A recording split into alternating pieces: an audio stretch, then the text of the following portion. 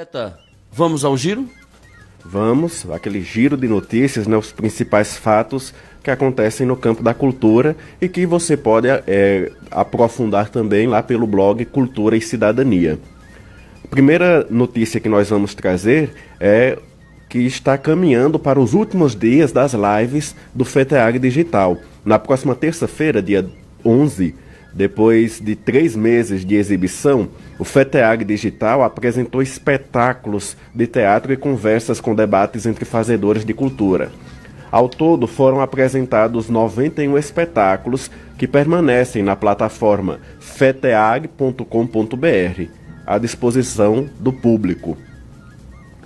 A ACACIL, Academia Caruaruense de Cultura, Ciências e Letras, está lentamente aí voltando às atividades presenciais. Ah, ótimo. Durante esses meses de pandemia, né, a academia ficou fechada, seguindo aí os protocolos de isolamento social, sob a coordenação do presidente Agildo Galdino, mas recentemente, aí no dia 24 de julho, sexta-feira, há 2 semanas, foi realizada a primeira reunião virtual, conforme os procedimentos recomendados, e agora está aberta ao público nas segundas, quartas e sextas-feiras, das 8 da manhã até ao meio-dia.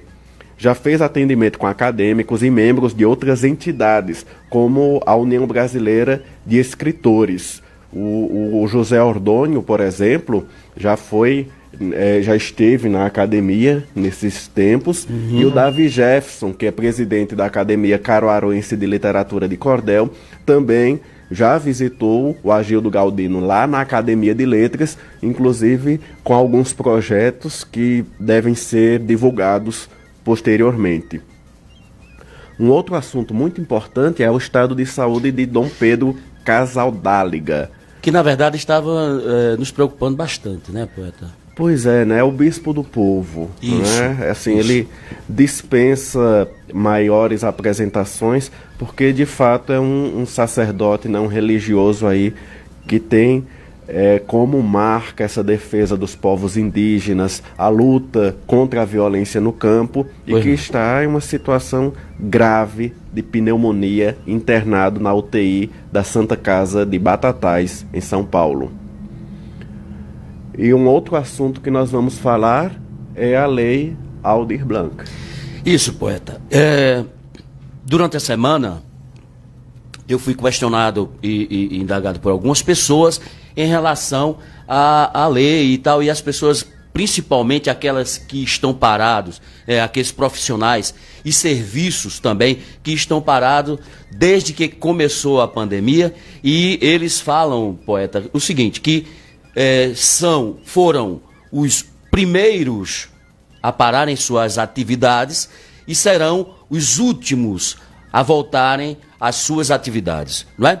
E o irônico disso tudo é que a lei se chama uma lei emergencial. E eu gostaria, poeta e professor Generson Alves, que você trouxesse para a gente um pouco da etimologia da palavra emergencial. É bom que você pega o cabo assim de surpresa, né? Emergencial vem do latim, né? Pois não. A maior parte das palavras em língua portuguesa vem do latim também. Então vem de emergere, né? Emergere. É trazer para cima, para a superfície, para a luz, né? Então, traz um contexto também, me corrija por gentileza, se eu estou me afogando quase, né, perdendo o meu último fôlego, seria voltar à superfície e tornar a respirar. É verdade isso? Exatamente, né? É emergir, né? É subir. É o contrário, o antônimo de imergir, que é mergulhar, né? Aprofundar. Então, assim, é algo também que traz urgência no seu conteúdo, não é, poeta? Exatamente. Então, como anda essa lei emergencial, urgente, que tanta gente tem tanta necessidade de sua urgência? É uma urgência que, infelizmente, está a passos lentos, né? Mas, na quinta-feira, dia 6, houve uma audiência pública lá na Câmara Federal, e o governo repassou a informação de que o pagamento a estados e municípios vai ser a partir da próxima segunda-feira, dia 10. Oh, que notícia tão boa. Vale a pena repetir, viu, poeta? Tive que tomar uma aguinha aqui porque fiquei emocionado. Ah, com certeza, né? Com certeza. O decreto de regulamentação vai sair até o dia 10, né? Então, o início dos pagamentos a estados e municípios está previsto para segunda-feira, dia 10 de agosto. Essas ações emergenciais se subdividem em 4. A renda emergencial para trabalhadores na cultura, no valor de R$600. Pois não. O subsídio de R$3.000 a R$10.000 para manutenção de espaços culturais, fomento à economia criativa por meio de editais, chamadas públicas, etc., e linhas de créditos com condições especiais para o setor cultural. Vale lembrar que a Lei de Emergência Cultural, Aldir Blanc, foi aprovada no início do mês de junho e previa a injeção de R$3 bilhões da União para o setor artístico, que, como você bem mencionou, é um setor que foi o primeiro a sofrer os impactos da pandemia. É verdade. E certamente será um dos últimos a conseguir sair dela. E resta entender, na verdade, é que isso não tem data para o retorno, né? Não tem data. Então, assim, serão os últimos a retornarem ao mercado. Mas quando, né? Exato. Assim, e recentemente nós vemos notícias falando aí de vacinas, vários países falando em desenvolver vacinas, só que a OMS recentemente, também nos últimos dias, falou que pode ser que não surja vacina, né? Então, é uma situação bastante complicada e é algo que, antes de tudo, acho que é preciso ter humanidade, né? Ter sensibilidade para tratar sobre esses assuntos. Com certeza. Então, eu acho que né, fica aqui o nosso recado, dizer que o programa Cultura e Cidadania, assim como o blog, a gente continua de olho, a gente continua observando, acompanhando e reivindicando, cobrando, fiscalizando, que isso também é nosso papel. Isso, e algumas classes de artistas e pessoas envolvidas dentro desse contexto de entretenimento, eles vão estar se reunindo, se eu não me engano, hoje ou amanhã, tá? Para uma reivindicação sobre a urgência da lei emergencial. Poeta, já falamos de cidadania, já falamos de etimologia. De etimologia, dessa coisa pesada que é essa situação do coronavírus e também da urgência que nossos parceiros, artistas, tanto aguardam. Mas agora vamos falar sobre uma coisa mais leve, uma coisa mais nossa.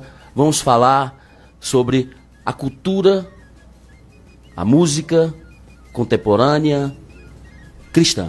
Que é reconhecida, inclusive, por lei, né? Como um segmento cultural. Aí. Com certeza. Com certeza. E que mais recentemente também passou a ser chamada e conhecida aqui no Brasil como música gospel. E aí a gente volta também para a questão da etimologia, da origem, do significado, da semântica da palavra.